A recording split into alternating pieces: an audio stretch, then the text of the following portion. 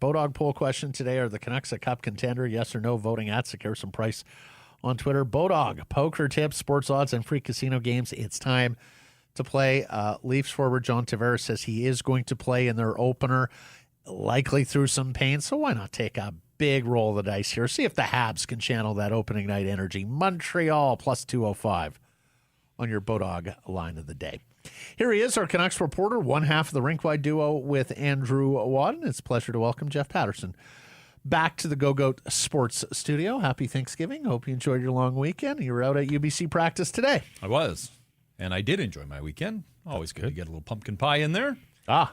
Is that the favorite, pumpkin pie? We had key lime. We didn't. Nice. We had key lime. I do like key lime. We're going to do pumpkin later on in the week. But. So we had two polls over the course of the weekend. Are the Canucks a playoff team? In which 68% said they thought they were. It's not quite that percentage up at cup contention status. So situate this team for us. Well, I'm just going to draw on the words of the general manager who, out at 8 Rinks a couple of weeks ago, sort of was asked about the prospects of the hockey club, and he said you don't go from missing the playoffs to being a cup contender right away. So if Patrick Galvin believes that, then I'm going to follow suit. I think they should be improved. On our weekend special here, I had them at 94 points, which I think is going to put them right there in the conversation late in the game. But they may need a late push to get more than 94 points to ultimately make it above the playoff bar. I'm ready to cover some playoff hockey. I want to cover some playoff hockey. We shall see. So I'm not going to make any great prognostication. I think that they'll be in the mix, and then it's up to them if they can get it across the finish line. Hart Levine and Puckpedia says they have crafted the perfect LTIR roster. Never before have we seen a team take advantage of every last LTI dollar available to them with Michael Furlan. This is completing a 2,000-piece puzzle without losing a piece and getting it all perfectly on the dining room table. And, of course, once upon a time, the Vancouver Canucks were famous for the way they manipulated preseason and the roster going into this under the Gillis regime. What did you make of the perfect LTIR roster the Canucks submitted to the league? No, I say good on the Vancouver Canucks. I mean, that's some nice work. I guess I was surprised, though, with all the smart people now that populate front offices around the NHL, that this was the first time. Like, I'm surprised that somebody somewhere along the line hadn't been able to make the puzzle pieces all work right down to the final dollar and the final penny. But good on the Canucks, and I think that has to. There's no prize for it. They don't win the Cap Cup, but I think it has to instill some confidence in the fan base that sharp people are making the right decisions to make it all work. Yeah. Now, they had Danila Klimovich on the opening roster. Of course, he was nowhere to be seen out at UBC. That was just paperwork. Right. So, but you do what you do to make it all work. So I would say job well done for, there's some people that are relatively new in their positions when you look at Emily Castengay and others, and for them all to collectively come together and be able to make this fly the way they did. Good job. Let's finish off the weekend news, though. They also had to make room to get Riley Stillman in, and part of that is the departure of Dickinson as well. So there was a math equation there. Were you surprised over the weekend by that? Surprised at the timing. Just we're sitting there along press row on Friday night. What a dreadful preseason game that was, by the way. Oh, my God. Enough said. They were 7 good shots, I was watching it with some friends here in one of the upper suites, and look, no one's drawing grand conclusions on a preseason game. How many shots did Arizona wind up with? But I think that franchise is going to embarrass the National Hockey League this year. Could be. Now, they didn't have their top, I'm air quoting here, top 5 scorers in the lineup against the Canucks, but they did the next night in Boise, because, of course, they don't play home preseason games. They just travel all over the place. Yeah. They got lit up by Vegas in Boise the next night with most of their best players in the lineup, winless in the preseason, and just based on what I saw, and Travis Boyd, who was a fringe pickup here for the Vancouver Canucks a couple of years, he's their number 1 center right now. Wow. Oh, man. I'm wondering about 15 wins, honestly. I don't know if they'll be a 15. Well, a lot of the stats guys are saying that their roster is churning out the worst number they've seen since they've developed their model. So I was surprised at the timing, just as I sat there watching the game, and all of a sudden, again, the Canucks, and they do a nice job of keeping news under wraps until they're ready to deliver it. We saw that with JT Miller. That didn't get out. The Besser signing, that didn't get out until they made it news. And here in the first period, Jason Dickinson and a second rounder And look, we've spent a lot of time talking about would they offer up a sweetener to move off Jason Dickinson or Tanner Pearson or, the final 2 years of Tyler Myers. And for the longest time, this management group said that it wasn't something that it wanted to do. And yet when it got down to brass tacks here ahead of setting the roster, it's the cost of doing business. And it is remarkable that they gave up a third to bring Jason Dickinson in and gave up a second to move him out. And as somebody pointed out, Colorado gave up 2 seconds to get Devon Taves, who now pairs with Cale Makar. Maybe apples and oranges. Just again, it's the price of doing business in the National Hockey League when you have the flexibility and are a little better position than the Canucks have been. And I think this front office recognized that. I'm sure it tried all offseason to make some of these moves without the sweetener. Push came to shove, and really it was the last resort here. Well, they were cleaning up somebody else's mess.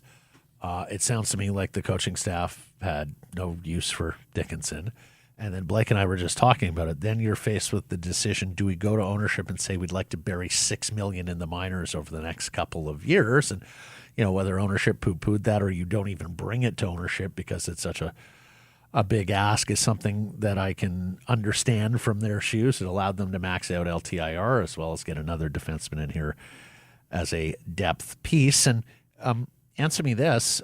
One of the reasons why I can defend this trade is just because the second round pick is 2024. And if you're not replacing it, that probably means you're a pretty good team. And if you are replacing it, you've got some time here, right? Like if they're bad this year, they will have opportunity to replace the 24 second rounder. Yeah, and by all accounts, the 23 draft is a good one, obviously at the very top with Connor Bedard, but there are some that think that it's a pretty deep draft. And so, yeah, I suppose on that end, it makes a little sense. I guess for the fan base, though, for years, guys, the fans here screamed for the old management group to make this kind of trade in reverse, to take on bad contracts to acquire assets, and they just wouldn't do it for whatever reason. And now, as they try to turn this corner and move this in the right direction, I guess I knew it, but it was pointed out to me again on social that over the last bunch of years now, the Vancouver Canucks have parted with 2 firsts and 3 second rounders.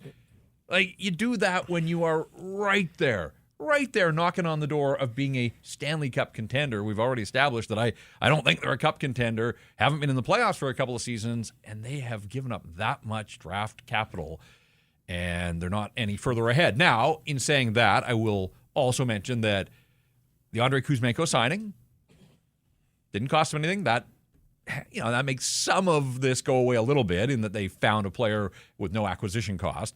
And Nils Amon. Let's give the organization credit. They saw something in this guy that Colorado didn't want to sign him. He was a 6th rounder. He was out there, and the Canucks felt that there was more to give, and this guy has landed a spot, and not just on the opening night roster, but looks like he's going to start on that 4th line in Edmonton on night number 1. A couple of interesting things here is Riley Stillman's contract is imminently buyoutable at the end of this year. So if it doesn't work out this year, you can get out of that last year for $200,000. So it's a great deal. But should he be in the opening night lineup? Because it looks like right now he is going to be in the opening night lineup. He's going to be taking minutes away from Jack Rathbone, so it appears at the very least. Should that be the first foot forward by this team on opening night?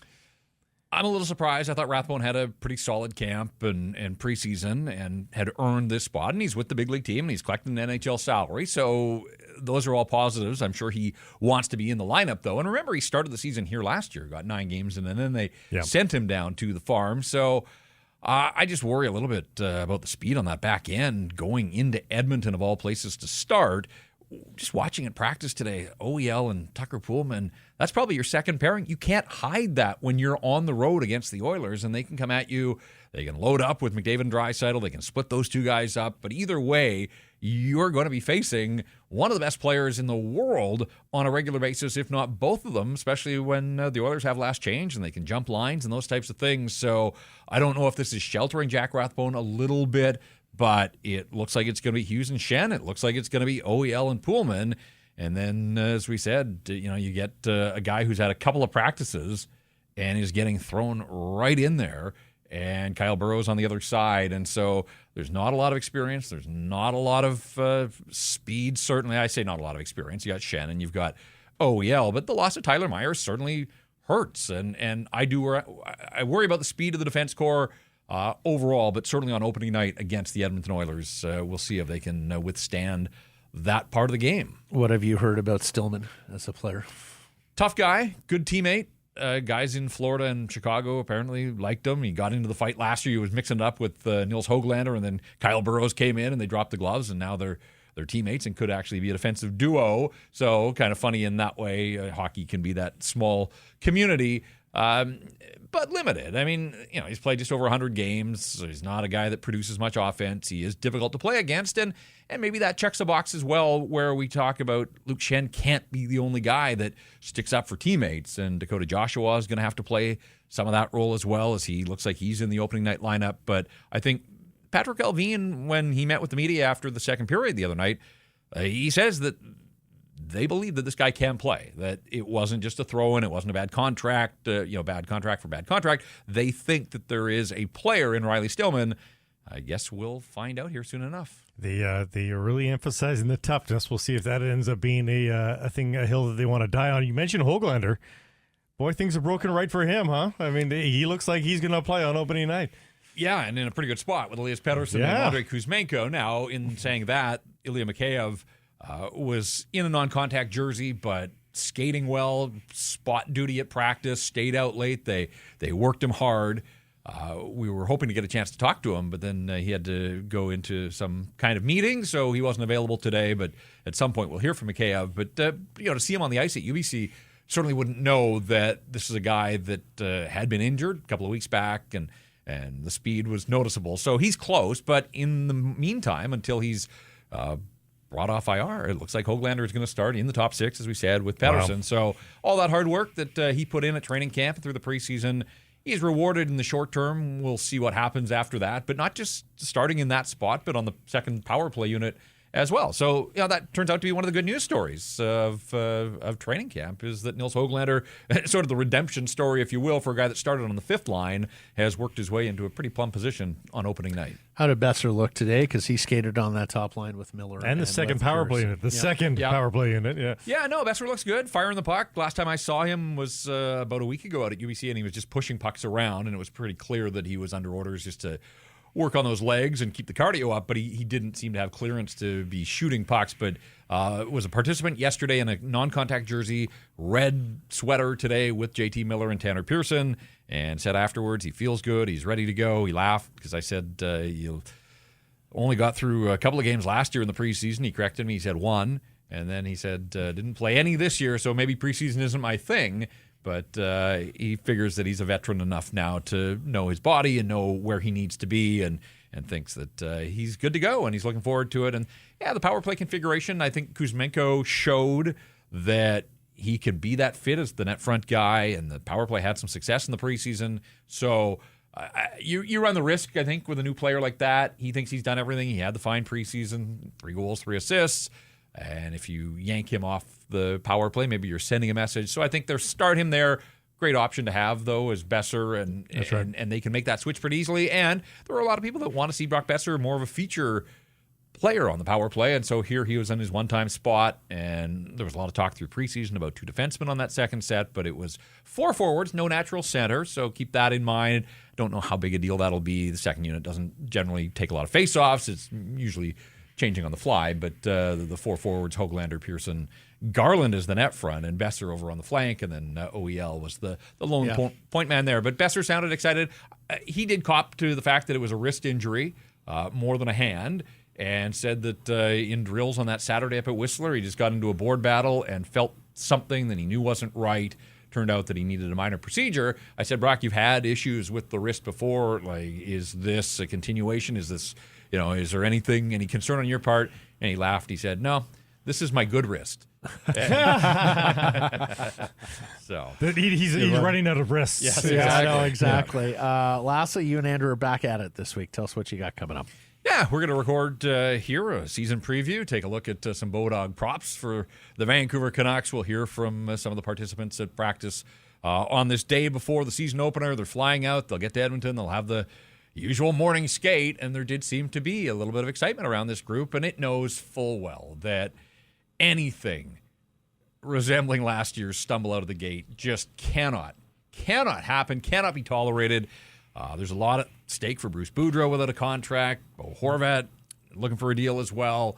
The team, they think they're a playoff contender, and they found out last year just how hard it is to be in the chase pack all season long. So, they're starting in a tough spot, although I think it's the 4th straight year that they've started in Edmonton on opening night. Certainly last year in the COVID-shortened season. Snaps you to attention, though, doesn't it? Exactly. Yeah. There's nowhere to hide. At that point, crowd's going to be into it. McDavid, Draisaitl, and obviously the Oilers feel that they've addressed their goaltending, and it's a good hockey team, and they showed that in the playoffs last year. So tough one out of the gate for the Vancouver Canucks, but hey, it's a divisional opponent. If you're going to make up ground in the division, best way to do it is beating those teams straight up. And remember, last year's opening night fell down 2-0, and then third period goals from Quinn Hughes and OEL, lost in a shootout, but they did manage to scrape a single point and then got their first win the next game in Philadelphia. So Andrew and I will be documenting it, pregame show tomorrow, postgame show afterwards, and on it goes. 82 games, pregame, postgame, every game. That's how we roll at Rinkwall. And really, the first two, if you get a loser point tomorrow and win in Philadelphia Saturday. Same would be good through two. Anyway. Absolutely. Thanks, Jeff. You bet.